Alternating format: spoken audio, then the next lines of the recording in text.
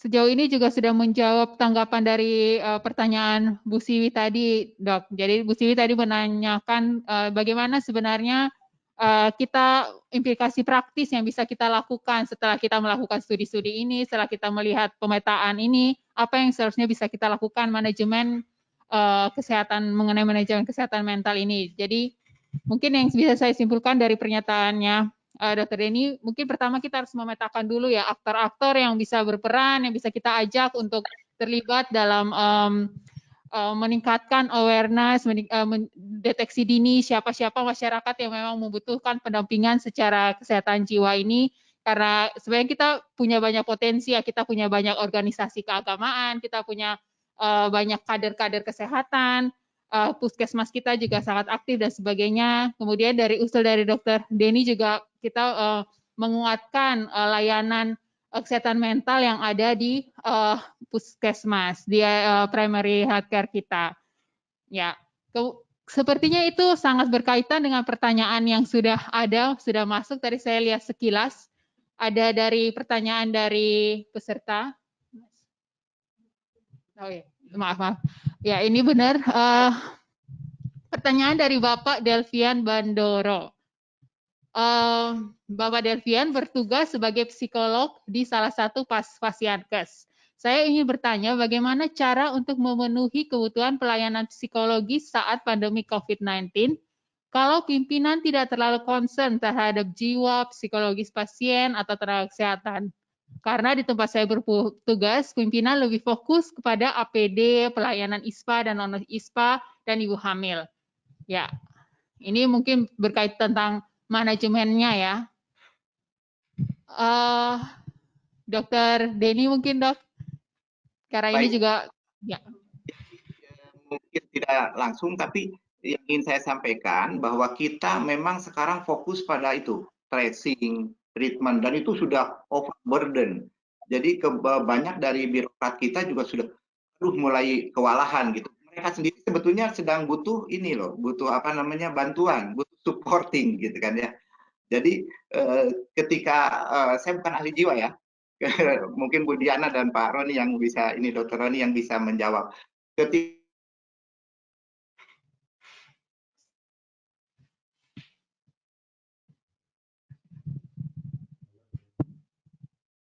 Maaf Dokter Denny, ini terputus lagi. Mungkin Bu Diana karena mikrofonnya kebetulan juga sudah dibuka Bu Diana. Ini kalau misalnya bagaimana kita ada jika pemimpin mungkin belum terlalu aware terhadap masalah kesehatan jiwa, itu kira-kira apa saran yang bisa kita lakukan? Ya, saya pikir yang paling penting advokasi ya, Mas Bandoro.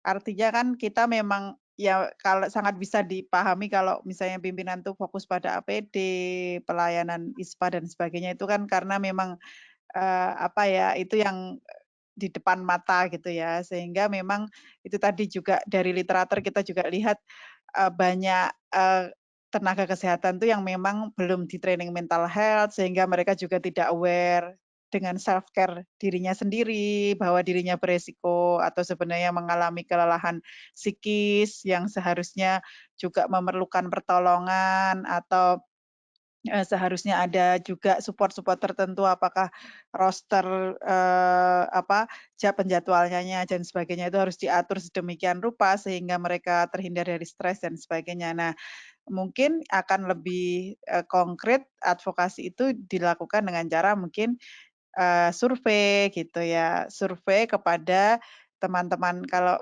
ini, Mas Bandoro kan sebagai psikolog ya itu di Pasyankes, saya tahu dia sebagai psikolog karena mahasiswa kita dulu ya itu. Nah itu mungkin bisa survei ke, teman-temannya nakes, bisa juga survei ke, ini apa, pasien gitu ya. Sehingga kalau ada data dan angka kan memang akan sangat ini ya, sangat sangat terlihat gitu bahwa kebutuhan itu ternyata besar gitu. Sehingga, advokasi mudah-mudahan jadi lebih mudah begitu. Dan juga sebaiknya kalau advokasi sekaligus, diusulkan juga ya solusinya, karena kadang-kadang mungkin pimpinan karena fokus pada apa yang dihadapi sekarang juga tidak punya ide bagaimana mensupport mereka. Apakah sistemnya yang perlu di-upgrade atau support terhadap nakes, misalnya pemberian penjaminan kesejahteraannya misalnya. Dokter Eni saya pikir punya jawaban yang lebih konkret karena juga bekerja di Fasiankes. Iya Monggo, benar. Dok. Terima kasih Bu Diana. Dokter Roni Ya, mohon tanggapannya Dok. Ada pertanyaan mengenai jika pimpinan dari Fasiankes itu belum terlalu memprioritaskan masalah mental health di Fasiankes tersebut. Iya, pada dasarnya kita sekarang sedang mengusahakan yang disebut dengan telemedicine itu, Mbak. Jadi kalau misalnya Fasiankesnya itu tidak kurang siap dalam hal personil untuk kesehatan mental, maka bisa saja bekerja sama dengan fasilitas kesehatan yang mempunyai personil untuk kesehatan jiwa, dan itu dilakukan suatu kontak melalui media. Ya, jadi bisa dilakukan hal-hal seperti itu untuk menjembatani apa yang kemudian kekurangan atau ketidaksiapan di dalam layanan kesehatan yang tidak menyediakan fasilitas kesehatan jiwa. Itu, Mbak. Ya, baik, terima kasih Dr. Roni. Semoga bisa menjawab ya Pak Bandoro ya usul dari Bu Diana maupun dari Dr. Roni. Kita sambut ada lagi pertanyaan berikut dari Ibu Linda Hotmaida. Ibu Linda, kita sapa dulu Ibu Linda, nanti baru kita masuk ke pertanyaan berikut dari Ibu Subaidah. Ibu Linda, selamat siang Bu. Mohon tombol mikrofonnya bisa diklik 1 kali sampai Bu ya. Halo Bu Linda.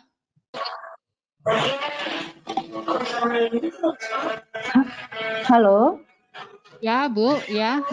Silakan Bu, mau bertanya kepada siapa dan pertanyaannya apa Bu?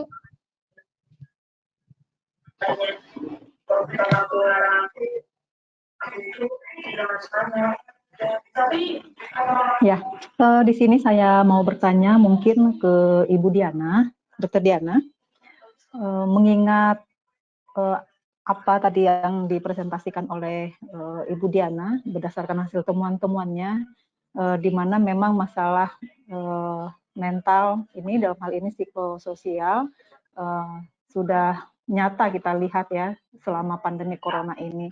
Bahkan ada dokter di luar negeri yang terkenal pun sampai mengakhiri hidupnya.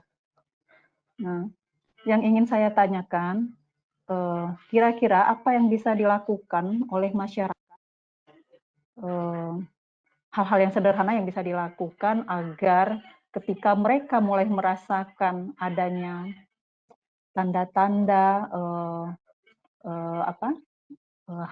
tanda-tanda yang sudah tidak normal, artinya tadi emosi, kemudian dan yang lain-lainnya gitu. Sebelum mereka nanti orang-orang yang mengalami hal ini jatuh pada tahap yang lebih berat lagi gitu. Jadi kira-kira apa hal yang sederhana yang bisa dilakukan oleh masyarakat ketika mereka mulai merasakan gejala-gejala yang sudah menunjukkan adanya masalah dalam kesehatan jiwa mereka. Karena mungkin kita tidak menunggu orang harus datang untuk sakit, untuk konsultasi gitu. Jadi ada hal-hal yang mereka mungkin masyarakat harus tahu apa kira-kira yang harus bisa mereka lakukan. Mungkin seperti itu. Ya, terima kasih Bu Linda untuk pertanyaannya. Jadi Bu Linda menyatakan kira-kira ada hal konkret, hal sederhana yang bisa dilakukan masyarakat jika mereka sudah merasa tadi ya, mulai merasa emosi yang tidak stabil dan sebagainya. Mungkin bisa dijawab oleh Dr. Roni atau Bu Diana. Silakan Dok. Monggo Dr. Roni. Oh ya, Dr. Roni dulu ya. Dr. Roni masih mute, Dok. Mungkin Bu Diana dulu aja, Bu Diana. Oh, baik. Ya, oke. Jadi bagus sekali pertanyaannya ya. Memang kita harus ini Mbak Sandra juga ya. Kita seharusnya memang mulai lebih banyak menggencarkan tentang literasi kesehatan mental ya, agar orang punya kemampuan untuk deteksi dini tadi. Jadi bahwa apa sih itu sehat mental? Sehat mental itu adalah kondisi sejahtera di mana kita satu mengenali potensi diri kita. Mengenali potensi diri itu artinya kan juga tahu alasan kenapa kita harus terus hidup, visi misi kita hidup kayak gitu ya. Terus yang kedua itu mampu menghadapi stres sehari-hari. Jadi kan setiap hari juga semua orang asalnya kan semua hal ini netral, perintahnya di rumah saja gitu. Itu kan netral, tapi kemudian itu menjadi stresor, itu kan sangat tergantung pada diri kita. Nah, kalau kita mulai terganggu dengan ini, misalnya di rumah saja, berita-berita COVID itu mengganggu saya gitu. Terus kemudian yang ketiga produktivitas kita terganggu. Kalau kita mulai nggak produktif, atau yang keempat itu bermanfaat bagi lingkungan ya, ciri-ciri keempat dari orang sehat mental. Kalau dari salah satu hal ini sudah mulai ada yang berkurang, misalnya saya nggak produktif lagi kok, saya setiap mau ngetik nggak bisa konsentrasi, ngerjain tugas nggak bisa selesai dan seterusnya, atau saya nggak bisa tidur, atau saya mulai gelisah dengan berita-berita yang saya dengar dan seterusnya, itu berarti kan adalah tanda bahwa kesehatan mental kita sedang terganggu. Nah, apa yang harus saya lakukan? Nah, saya harus istirahat sejenak. Apa sih kira-kira refleksi ya, refleksi diri tentu saja ya. Apa yang saya perlukan? Apakah saya perlu bicara dengan orang lain? Mungkin sebenarnya kita cuma perlu ngomong dengan teman kita. Saking nggak ada pertemuan, mungkin kita lupa juga untuk ngobrol. Mungkin kita bisa telepon teman baik kita, atau kita bisa bikin lingkaran kecil untuk saling support, menelpon dengan rutin, atau lewat meeting, video meeting hanya untuk sekedar ngobrolin yang seperti yang teman saya di UK itu sampai mereka jadi kenal tetangganya gara-gara COVID-19 gitu ya. Mereka saling bertukar resep. Jadi di dapur masing-masing online, kemudian ini loh caranya masak seperti ini ya. Kira-kira kita bisa inilah menciptakan apa saja yang untuk membuat sebenarnya ternyata saya cuma butuh itu, atau apalagi mungkin sebenarnya yang kita butuhkan adalah meningkatkan spiritualitas gitu ya, karena kemudian kita bisa memaknai ini jadi lebih positif. Kenapa sih saya harus melewati ini semua? Kalau mungkin bagi orang Muslim juga mungkin berpikir kenapa saya Ramadannya harus seperti ini. Nah, mungkin itu ada pasti ada inilah kebaikan lah di situ. Nah, itu yang perlu ini, atau sebenarnya sekedar ini saja menenangkan diri yang diperlukan. Menenangkan diri bisa dengan menarik nafas panjang 6 kali, rileks, nah seperti itu, atau istirahat. Kadang-kadang kita juga capek ya, kayak online terus, screen time terus. Nah, mungkin kita harus off dulu, mungkin 2 hari bercocok tanam atau apa gitu ya, sesuatu yang lain, distraksi yang lain. Nah, itu kira-kira hal-hal yang bisa menjaga kesehatan mental kita gitu. Ya, monggo. Tapi kalau lebih dari itu bisa tadi memanfaatkan call center, telemedicine, dan saya lihat juga teman-teman dari IPDS-KJI ada layanan, dari IPK, Ikatan Psikolog, dari HIMSI juga ada layanan online, jadi itu bisa dimanfaatkan. Monggo, Dr. Roni, Pak Denny. Oke, saya hanya nambahin sedikit, Mbak, terkait dengan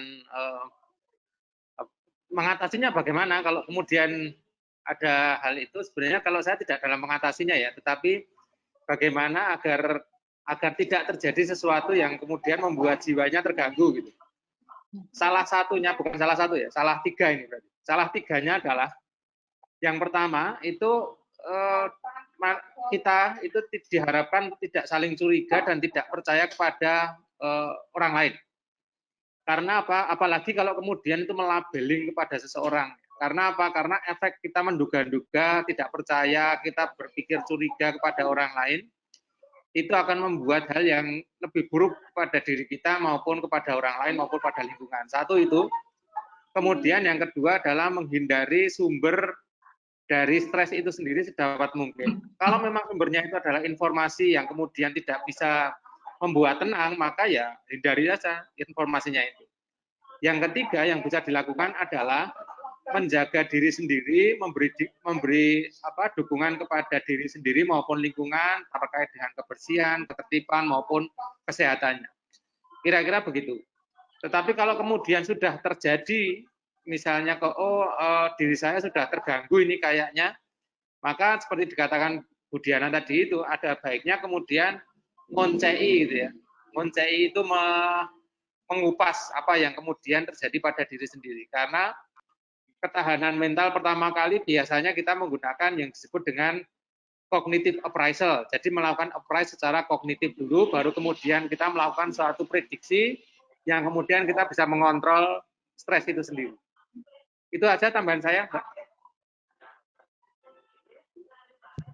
Terima kasih banyak Dr. Reoni dan juga Bu Diana. Kita belajar banyak sekali ya. Saya sudah mencatat 3 tips dari Dr. Reoni supaya menjaga supaya kecemasan atau gangguan mental itu tidak berjalan terlalu larut seperti itu, dan juga tips dari Bu Diana itu sangat bermanfaat sekali.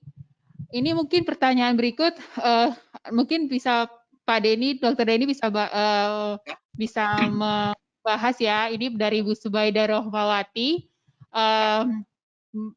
Beliau bertanya tentang stigmatisasi terhadap tenaga kesehatan. Mungkin ini yang kita sudah minggu lalu kita juga bahas itu ya dok ya, dokter sekalian studinya berkaitan dengan studinya Dr.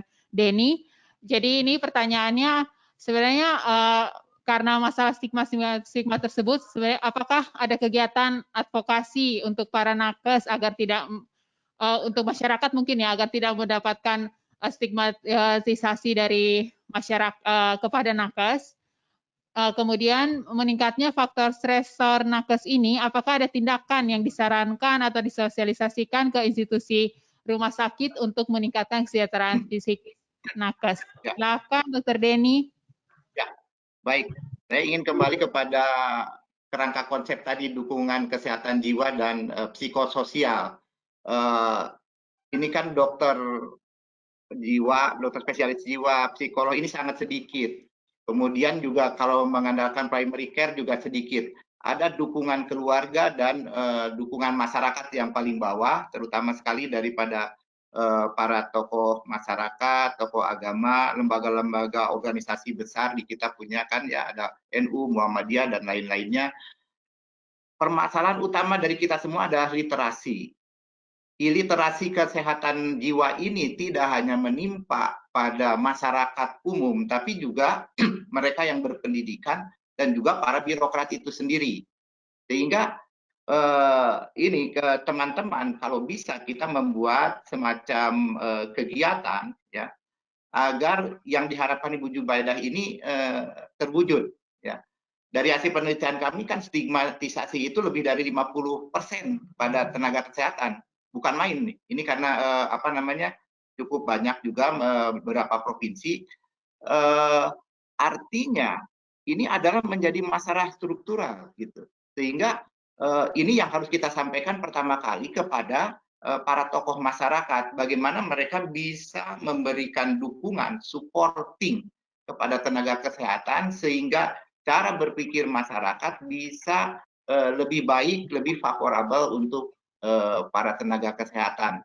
Saya setuju dengan Bu Zubaidah ini, memang perlu ada suatu upaya-upaya itu. Nah, literasi ini yang menjadi penting untuk kita semua. Memang saat ini kita sedang berada dalam situasi yang luar biasa. Jadi sambil berjalan ini, sambil kita mendapatkan pembelajaran bagaimana yang harus dilakukan. Penelitian pembicaraan kita minggu lalu, kita sudah bagikan apa yang harus dilakukan oleh pemerintah, apa yang harus dilakukan oleh institusi, apa yang harus dilakukan keluarga, masyarakat, dan juga oleh individu dari tenaga kesehatan itu sendiri. Mungkin Ibu Subaidah bisa masuk kepada YouTube-nya atau rekaman ya dari apa yang kami sampaikan, dan di sana sudah disebutkan apa saja yang harus dilakukan oleh masing-masing level tersebut. Jadi ditambahkan sekarang dukungan dari organisasi-organisasi keagamaan, organisasi masyarakat agar kita sama-sama mengatasi masalah kesehatan jiwa dan psikososial ini jangka panjang.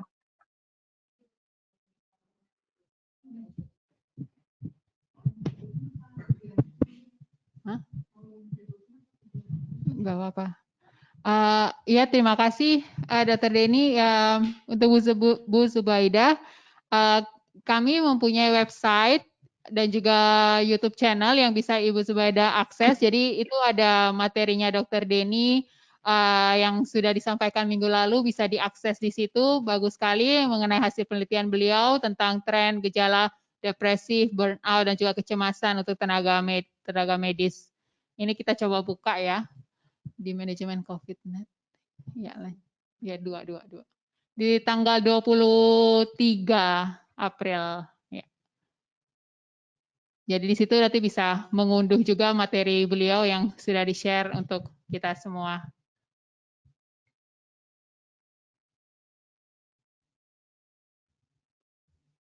Oke, sambil mencari, mungkin Bu Diana ada tambahan Bu Diana untuk bagaimana menghindari stigmatisasi dari masyarakat kepada tenaga medis? Ya, sebenarnya kalau kita menstigma itu sama seperti yang disampaikan Dokter Roni tadi ya, itu saling curiga sebenarnya kan akarnya gitu ya. Jadi itu akhirnya jadi stigma gitu ya, dan yang itu sangat berhubungan dengan ini apa kesehatan mental kita sendiri. Jadi kunci kesehatan mental itu memang yang utama itu berpikir positif, dan berpikir positif itu sumbernya bisa dari apa spiritualitas tadi, bisa juga yang utama juga dari literasi. Jadi yang bisa kita lakukan ya kita ini ya apa memberikan atau menyampaikan berita yang benar agar teman-teman masyarakat juga literate dengan apa yang terjadi dengan teman-teman kesehatan. Misalnya apa yang dilakukan oleh petugas kesehatan sebelum pulang ke rumah. Mereka kalau misalnya di Sarjito aja kan disediakan tempat mandi di beberapa tempat. Terus bagaimana mereka menjaga agar tidak tertular, bagaimana apa APD bisa melindungi mereka dan sebagainya. Saya pikir itu hal-hal yang juga perlu untuk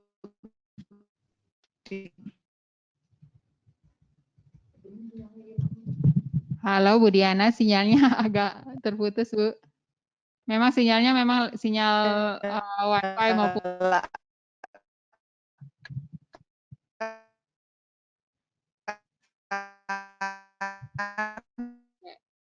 Bu Diana, maaf Bu, kami tidak bisa mendengar suaranya Bu. oleh apa oleh rumah sakit agar nggak cuma rumah sakit lah. Jelas nggak? Ya, sudah jelas Bu.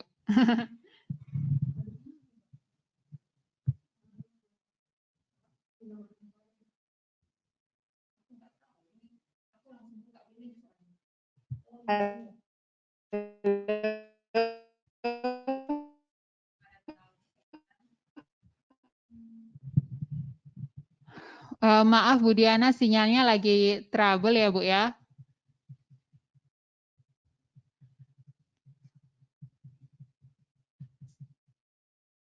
Ini kita sedang mencoba membuka. Oh ya. Sekarang jelas nggak? Sudah, sekarang jelas Bu. Halo. Ya, jelas Bu. Baik.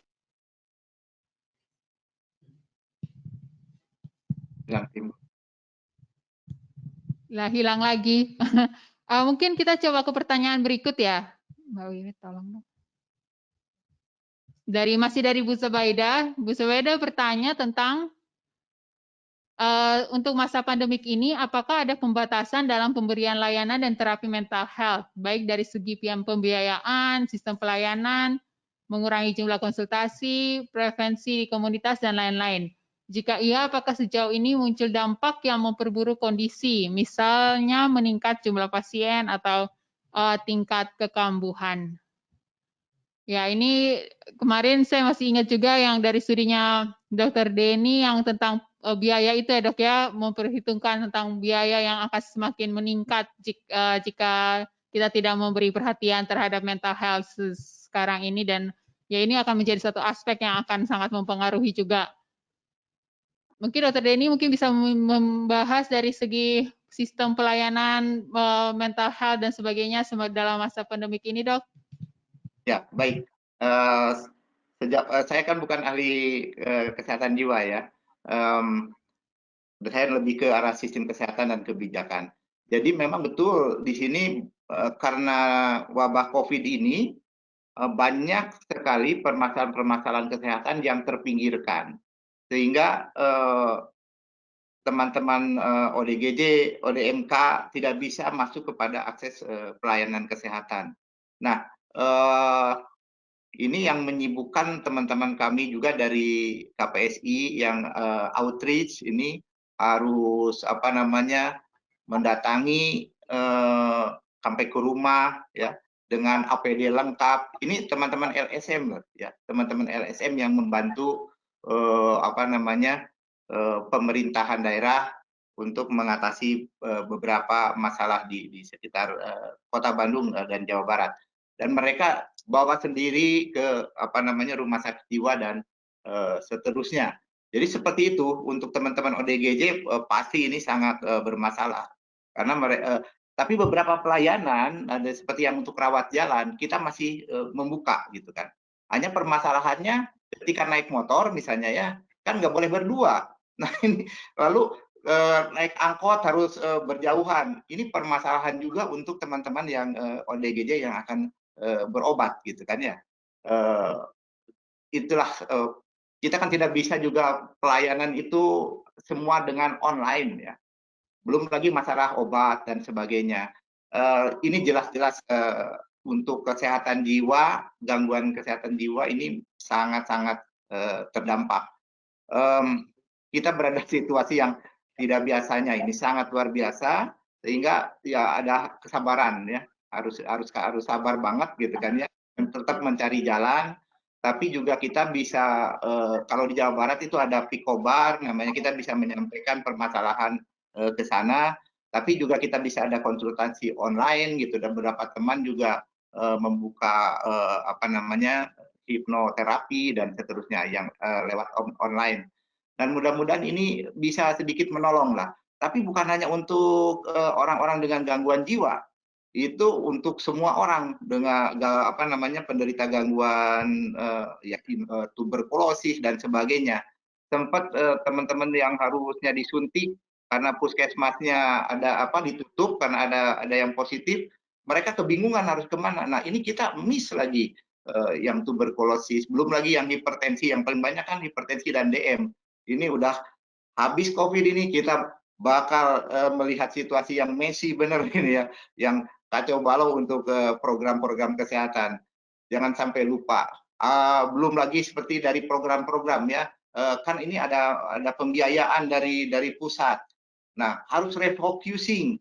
Sementara contoh untuk stunting harus refocusing, di kepala desa bingung harus refocusing. Padahal ini kan tugas dari pemerintah pusat. Lalu baru kemudian ada penjelasan bahwa stunting tetap harus dijalankan gitu ya. Refocusing hanya daripada rapat-rapat dan sebagainya diganti kepada yang langsung kepada masyarakat. Nah, ini di satu sisi masalah sudah ada, petunjuk juga masih belum lengkap benar. Tapi ini berjalan terus ya. Asal komunikasi kita berjalan dengan baik. Permasalahannya kembali kita semua dalam situasi tertekan gitu kan ya. Jadi di sini betul-betul pengendalian diri ya, harus belajar banyak sama Bu Diana dan Pak Roni ini, bagaimana mengendalikan diri kita semua tenaga kesehatan, termasuk Dokter Sandra nih ya, yang sudah mulai bosan juga di tempat terbatas. Terima kasih Dokter Sandra.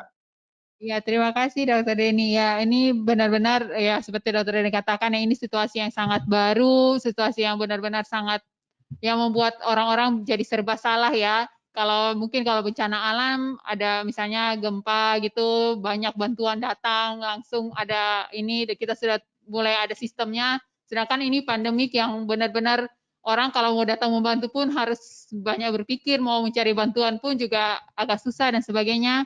Ya memang sangat tidak menentu. Tapi bukan berarti kita tidak bisa melewati hal ini. Karena seperti tadi juga sudah Bu Diana, Dr. Deni, dan Dr. Roni katakan, literasi tentang kesehatan jiwa itu betul-betul harus kita soundingkan kepada setiap elemen masyarakat untuk benar-benar kita bersama bisa melewati hal ini. Bu Subaidah, mungkin kita bisa, ini karena Bu Subaidah sepertinya antusias sekali dengan pembicaraan kali ini. Kita mungkin bisa mendengar Bu Saibaida bisa memberi komentar terhadap jawaban dari Bu Diana dan Dr. Denny.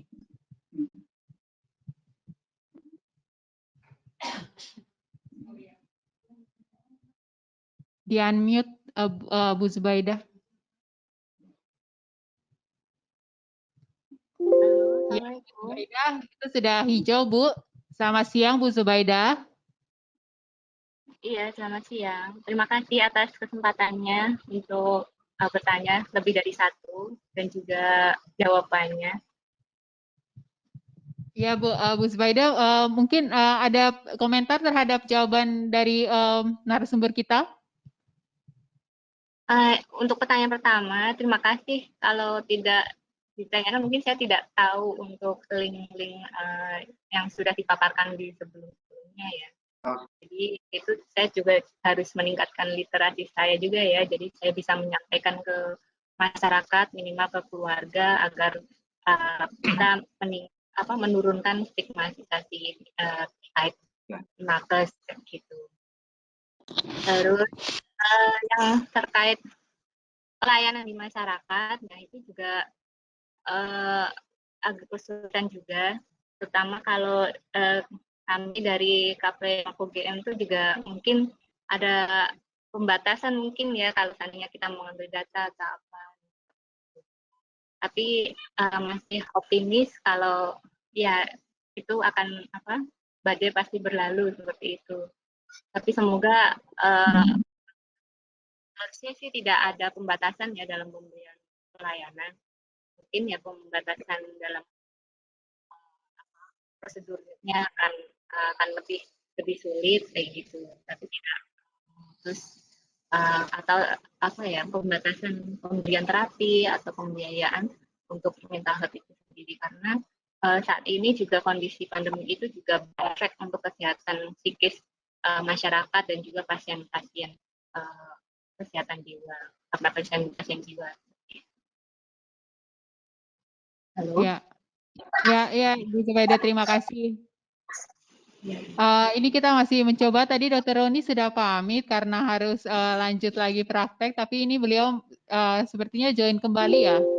Mungkin Dr. Roni bisa memberikan sedikit komentar, Dok, tentang pelayanan kesehatan mental selama pandemik ini. Bagaimana, Dok?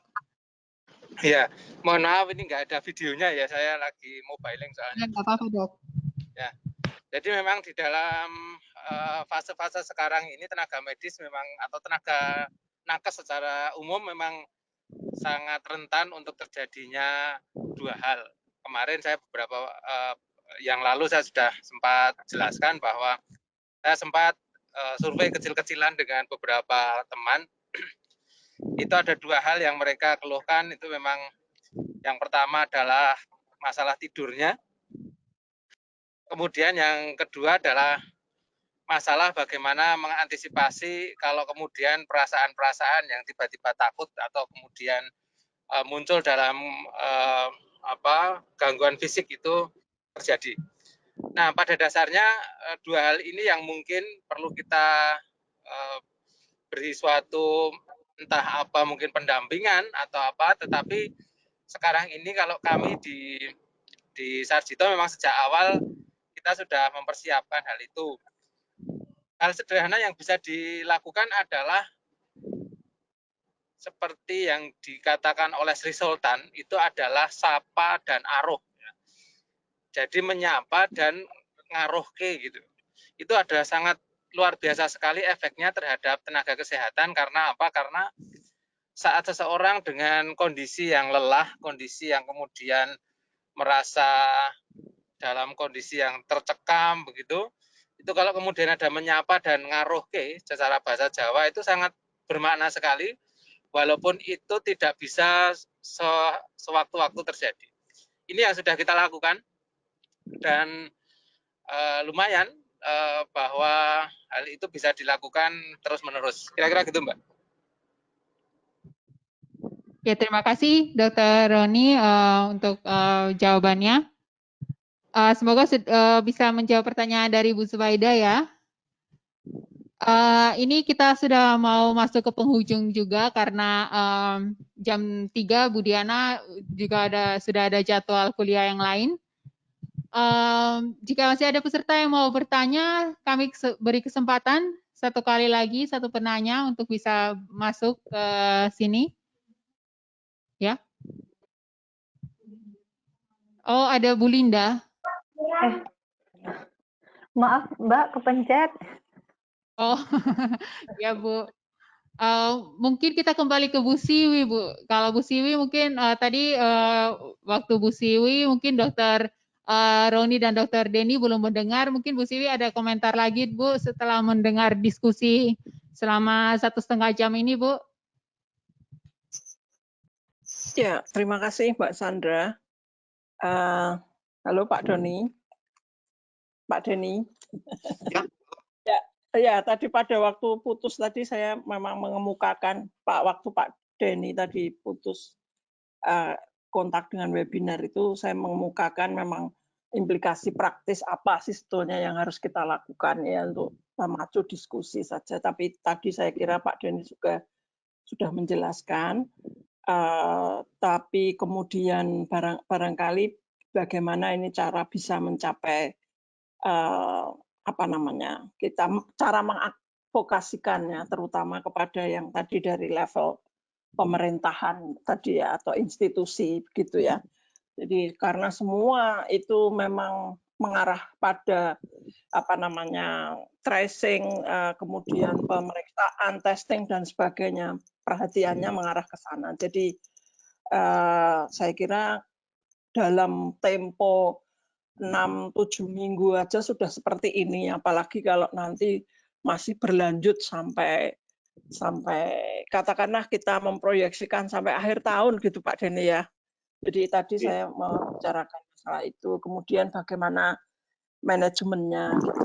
Kemudian kalau ada tadi apakah perubahannya bagaimana? Karena menurut saya pada masa-masa sebelum COVID ini memang perhatian kepada kesehatan jiwa itu belum begitu terfokus gitu, fokusnya bukan ke kesehatan jiwa gitu ya, sehingga memang ini adalah satu peluang yang baik untuk segera semuanya itu dilakukan gitu ya.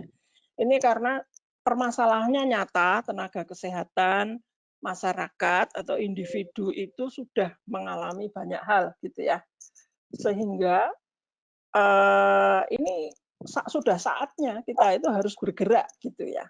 Memang universitas, kemudian center-center, LSM dan sebagainya sudah bisa dengan kemampuannya sendiri seperti itu ya. Namun saya kira ini menjadi sesuatu yang harus juga ditangkap oleh pemerintah daerah paling tidak, kemudian pemerintah pusat untuk segera beralih. Ini artinya dulu yang fokus kepada kesehatan jiwa, kesehatan psikis dan sebagainya itu tidak begitu bagus karena saatnya gitu ya. Cuma memang tenaga kesehatan semuanya mengarah kepada itu tadi yang sudah ditanya oleh Bu Subaidah oleh Pak Bandoro tadi ya. Jadi seperti itu. Kemudian jadi berarti ada yang harus diubah gitu loh Pak Denny ya dan Bu Diana mungkin. Jadi apa nih yang harus diubah ya supaya ini kemudian menjadi satu hal yang ini kemudian dilakukan terus-menerus begitu ya. Ya, saya kira itu. Dan tadi pertanyaan-pertanyaannya sangat menarik dan itu merupakan satu problem yang nyata gitu ya. Dan masukan-masukan dari tadi Dr. Roni, kemudian juga Bu Diana tadi menjawab pertanyaan Pak Denny tadi juga sangat bagus sekali. Mungkin harus ada satu langkah ya yang paling tidak kita lakukan. Bagaimana ini? Apakah kita perlu ada semacam policy brief atau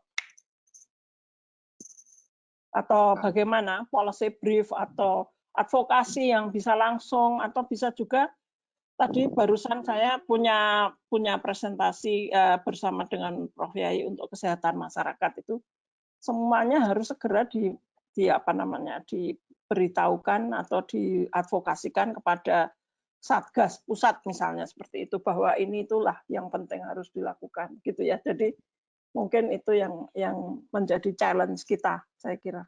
Demikian Mbak Sandra, Pak Denny, monggo. Oke. Ya. Baik. Ya baik Pak Ini Denny. Dr. Sandra, Bu Siwi, terima kasih. Kami mencoba membangun sistem kesehatan jiwa di Provinsi Jawa Barat. Dari 2012 kita baru bisa sampai pada peraturan daerah tentang kesehatan jiwa itu pada awal tahun 2018 bisa. Jadi 6 tahun. Betapa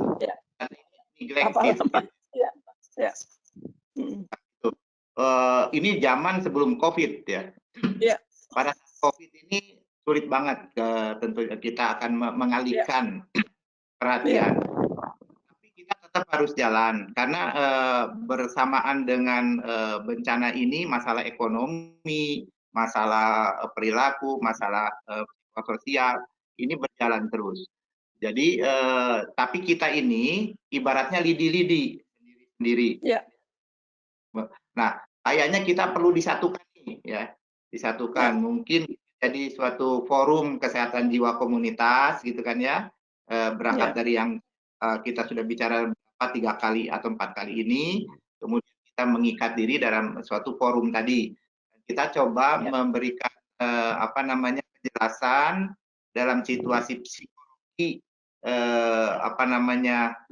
pemerintah pusat, daerah yang sedang tertekan juga, caranya bagaimana kita mengatasi dampak ya selain ekonomi juga masalah psikososial ini. Saya kira itu langkah pertama dari kita, saya kira ya, bukan saya ya, tapi kita semua. Ya, kita semua ya. Sama-sama siapa yang berminat ya.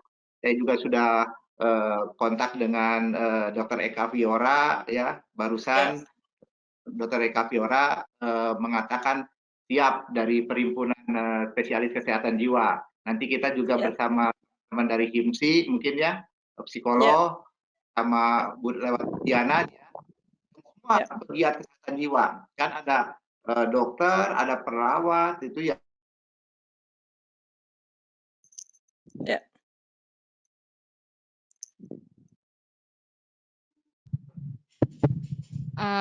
Dr. Denny, maaf agak terputus, tapi ini sangat menarik sekali ya usul dari Dr. Denny, dan semoga benar-benar bisa dikerjakan, yaitu membentuk semacam forum kesehatan jiwa komunitas ya, yang mungkin itu bisa kita bisa menjadi maksudnya dari forum ini bisa lahir inovasi-inovasi lain yang atau implikasi-implikasi praktis seperti tadi Bu Siwi katakan yang bisa digunakan oleh pemerintah daerah, mulai oleh Fasiankes di tingkat lanjutan maupun Fasiankes di tingkat primer. Begitu ya Bu Siwi ya?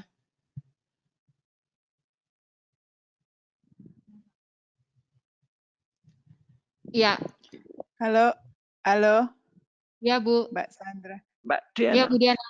Ya, saya mungkin menambahkan sedikit ya.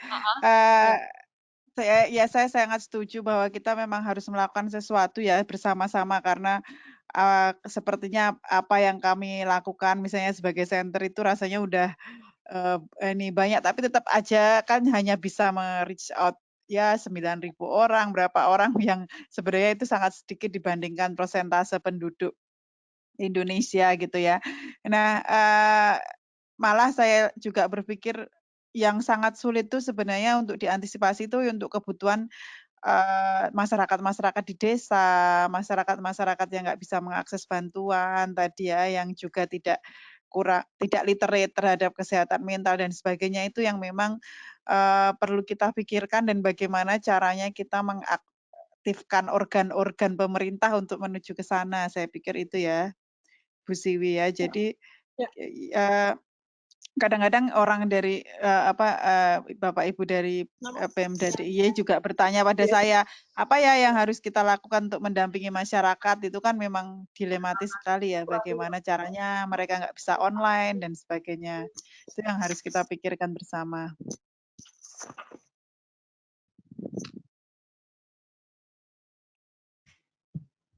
Nah, ini Pak Denny sudah kembali. Ya Pak Denny, silakan Pak Denny. kira sudah. Kita mesti bersama-sama bikin forum ya kesehatan jiwa Ya, komunitas. Saya bukan ini ya Dokter betul. Diana. Saya bukan ahli kesehatan jiwa, ya bukan dokter Ya, spesialis jiwa. Saya hanya dokter di public health. Tapi ya, kita ya. ingin Ya, setuju. Tadi Dok, terutama untuk membantu masyarakat yang tidak punya akses online, yang ada di pedesaan, itu memang sangat perlu sebenarnya bantuan menuju ke sana gitu juga. kalau itu lewat primary healthcare, itu lewat puskesmas penting sekali. Ya, betul. Tapi kan kita harus membantu mereka di situasi yang seperti ini gitu ya, karena keterbatasan ya mungkin lewat kader jiwa di lapangan dan sebagainya gitu. Ya. Ya. Ya, mari Mbak Sandra. Terima kasih Bu Diana, semoga segera terwujud gitu ya forum ini dan sudah nanti ada ke depannya seperti apa untuk bisa membantu memperkuat fasilitas kesehatan primer dan sebagainya dalam hal menyikapi tantangan mengenai kesehatan mental di masyarakat.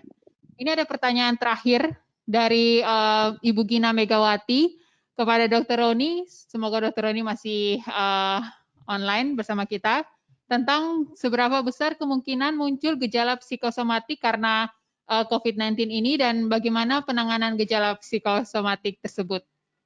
Ya, ini sekalian konsultasi gitu ya dokter ya, mewakili juga pertanyaan ya. Baik, silakan dok. Ya. Jadi kalau seberapa besar saya bilang hanya dalam bentuk besar dan kecil saja ya. Jadi kalau seberapa besar itu tergantung dari masing-masing orang sebenarnya. Tidak semua orang itu akan mengalami yang namanya psikosomatik. Hanya saja kalau kemudian seseorang itu mengalami kelelahan, itu pasti semua orang akan mengalami. Nah, kelelahan inilah yang nantinya biasanya wujudnya ini akan diperparah. Misalnya saya lelah secara misalnya kaki saya lelah. Pada saat mental saya itu sedang drop, maka lelah di kaki saya itu akan menjadi lebih sakit atau lebih lelah dibandingkan kalau saya tidak drop secara mental. Nah, apa yang harus bisa dilakukan? Yang pertama adalah makan makanan seimbang. Itu harus. Karena apa? Karena bagaimanapun juga kondisi-kondisi yang kemudian terjadi ini bisa diantisipasi dengan gizi yang seimbang. Yang kedua, memang dengan olahraga yang cukup ya. Artinya cukup itu dia olahraga yang tidak usah terlalu berat, tetapi dia cukup untuk mempertahankan kebugaran tubuh. Yang ketiga tadi yang kemudian saya sampaikan, hindari sumber stres sedapat mungkin, apapun itu sumber stres. Begitu, Mbak, jawaban saya. Terima kasih dok. Jadi ada 3 tips: istirahat, gizi seimbang, olahraga yang cukup, dan hindari sumber stres. Ini mungkin masih berkaitan juga dok. Ada Ristikes Cimahi bertanya tentang bagaimana mengurangi kejenuhan agar tidak menuju stres. Karena di rumah yang kecil, fasilitas olahraga dan hiburan minimalis. Ya, kalau kemudian mengatasi, pada dasarnya semua orang akan mempunyai cara bagaimana mengatasinya. Hanya karena kadang orang itu membandingkan dengan cara mengatasinya orang lain, sehingga kadang kesulitan untuk menemukan bagaimana caranya dia sendiri. Apa yang bisa dilakukan? Yang pertama adalah apapun itu harus dijaga kesehatan. Nah, tadi jaga kesehatan sudah ada. Yang kedua, kalau kemudian kebosanan, apa yang bisa dilakukan? Kebiasaan yang dulu pernah dilakukan, seperti misalnya tadi apakah kemudian berbincang, kemudian mendengarkan tausiah dan lain sebagainya, itu dilakukan kembali. Nah, kira-kira gitu. Gitu, Mbak. Baik, terima kasih dokter. Ya, ini sudah selesai pertanyaannya, sudah semuanya sudah terjawab. Ya, jadi ini mungkin penutupan terakhir dari narasumber kita, dari Bu Diana, Dr. Denny, dan juga Dr. Roni. Terakhir mungkin pesan-kesan atau ya apa untuk para pendengar dari webinar kali ini. Silakan Bu Diana dimulai. Ya, ya saya menambahkan aja tadi sekali lagi bahwa kita semua gitu ya, itu memang harus tahu bahwa sebenarnya apapun yang terjadi di sekitar kita ini sebenarnya kan netral gitu. Stresor itu netral. Nah, itu akan menjadi sumber stres kita itu kan tergantung pada cara kita mensikapinya. Artinya di rumah saja itu kan netral. Terus kemudian berita-berita itu kan artinya kan netral. Kemudian kalau kita mensikapinya dengan negatif, maka itu akan jadi negatif. Jadi memang kita saat ini dibutuhkan sekali kekuatan kita untuk tetap mempertahankan positivisme gitu ya, agar kita juga bisa membantu masyarakat di sekitar kita untuk tetap positif gitu ya. Dan ini mungkin saatnya tadi kalau di rumah sempit gimana, nah ini mungkin saatnya kita dalam diri kita itu ada hal-hal yang kita tidak tahu mungkin ya, kreativitas atau kemampuan yang itu belum keluar kalau tidak kepepet gitu. Nah, ini mungkin saatnya kita mengenal diri kita lebih baik. Jadi silahkan bertekad untuk membuat karya-karya besar di masa pandemi COVID ini. Nanti insya Allah kita semua keluar dengan kejutan-kejutan baru untuk dunia ya. Mungkin ada yang mau nulis buku, ada yang mau bikin apa. Nah, semoga kita semua keluar jadi pemenang begitu. Terima kasih, menyentuh sekali ya Bu Diana ya. Benar-benar ini kita kalau mau melihat kita bisa mengambil situasi karantina ini untuk bagaimana kita mengenal potensi-potensi diri kita lebih baik lagi. Kemudian dari Dr. Denny, Dok, ada yang mau disampaikan terakhir kali, Dok? Tidak terakhir kali ya. Oh iya, makanya saya juga ngomong juga ya. Ya. Saya tetap optimis, positif lah ya. Kata Bu Diana juga tadi harus positif, optimis. Ini bukan yang terakhir kali, bukan akhir kata. Tapi tadi dukungan kesehatan jiwa dan psikososial ini menjadi gerakan yang harus kita mulai. Dan kita akan coba mulai dengan forum kesehatan jiwa untuk teman-teman yang bergerak di kesehatan jiwa, sehingga nanti kita bisa melakukan operasionalisasinya seperti apa di tingkat pelayanan primer, di tingkat masyarakat, di tingkat keluarga, dan juga di tingkat birokrasinya. Nah, mudah-mudahan saja ini bisa mempunyai daya ungkit. Kita tidak bisa menjanjikan hal banyak karena kita pun terbatas, kita bukan yang punya kekuatan, tapi insya Allah kekuatan yang di atas adalah lebih besar dari ini semua. Mudah-mudahan badai cepat berlalu, kita tetap bertahan, optimis, manusia itu punya sifat survival, insya Allah kita semua bisa keluar dari sini, satu demi satu kita atasi masalahnya. Setelah masalah penyakitnya kita atasi, dampaknya terhadap masalah ekonomi, masalah psikososial ini kita juga bisa atasi, kita menjadi seperti dikatakan tadi adalah seseorang yang baru ya, dengan lingkungan yang baru ya, nampaknya juga udara lebih segar gitu kan ya, tidak banyak bensin yang gas atau minyak yang dibakar gitu ya, jadi kita lebih segar lagi insya Allah ya. Mudah-mudahan tidak ada lagi yang terserang maupun yang fatal, kita bisa menjadi lebih tenang lagi. Terima kasih, Dr. Sandra. Terima kasih, Dr. Denny. Terakhir, Dr. Roni. Bagaimana? Ya.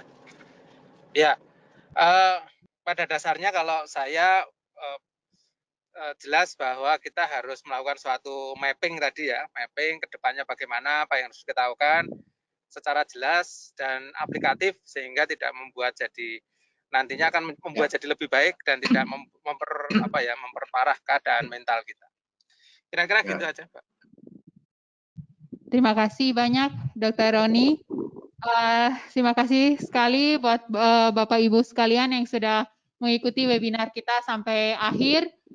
Bertahan 50 peserta bisa mendengar berwebinar sampai akhir. Terima kasih kepada Ibu Diana, terima kasih kepada Dr. Denny, dan juga terima kasih kepada Dr. Roni. Terima kasih juga kepada Ibu Siwi yang tadi juga sudah bergabung dan memberikan masukan-masukan kepada kita.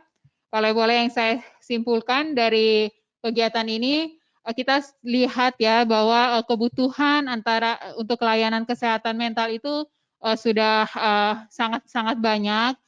Sudah ada beberapa inisiatif yang dilakukan oleh Ibu Diana dan teman-teman.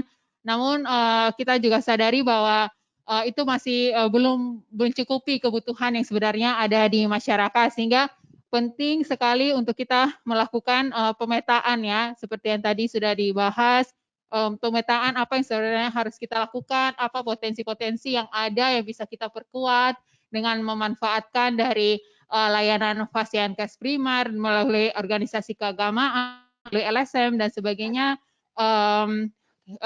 untuk bisa mencapai kebutuhan layanan mental health yang memang sedang sangat dibutuhkan oleh masyarakat. Dan kita berharap bahwa Forum Kesehatan Jiwa yang tadi sudah diinisiasi benar-benar bisa dilaksanakan untuk betul-betul ya bisa memberikan sedikit atau ya sedikit sampai banyak kontribusi mengenai apa yang sebenarnya harus dilakukan oleh pemerintah dan yang terkait. Terima kasih sekali lagi untuk semua pembicara yang sudah bergabung dan juga sudah untuk partisipan pertanyaan-pertanyaan yang masuk. Terima kasih. Kami akan merekam semua pembicaraan kita kali ini dan juga materi dari pembicara akan bisa teman-teman, Bapak Ibu semua lihat di website manajemencovid.net. Kemudian mungkin bisa ditampilkan juga ya Mbak Wiwit ya sebelum mengakhiri. Ya, ini ada website manajemen COVID 2019. Di situ ada laporan-laporan kegiatan yang sudah dilakukan, webinar, termasuk nanti webinar hari ini akan masuk ke situ juga. Seperti ini, ada laporan yang minggu lalu presentasi dari Dr. Denny, sehingga di situ tadi Bu Zubaidah jika mau untuk mengunduh link, mengunduh materi dari presentasi Dr. Denny bisa di situ. Kemudian ada juga dari Dr. Denny juga ada website ya Dok ya tentang dari UNPAD, dari ada UNPAD yang bekerjasama dengan tim hipnosis untuk ada websitenya ya Dok ya. Ya, Dr. Denny ya. Ada di pointer itu. Ya ya. Ininya. Ya, ini juga ada. Kalau itu tadi kami coba buka lagi bermasalah gitu Dok websitenya. Oh ya ini. Ya ini jabar.unpad.ac. Ya, spasi hipnosis di sini. Bisa jadi artinya sudah banyak media yang menyediakan telemedicine, pembelajaran jarak jauh tentang hal ini dan ini sangat baik sekali. Ya, saya mohon maaf jika selama sebagai moderator sama presentasi ini mungkin ada tidak memfasilitasi banyak pertanyaan dan sebagainya ataupun mungkin ada salah kata, saya mohon maaf. Terima kasih sekali lagi saya ucapkan kepada para narasumber dan juga para peserta. Selamat menjalankan ibadah puasa buat Bapak Ibu yang menjalankan. Salam sehat untuk kita semua. Selamat siang.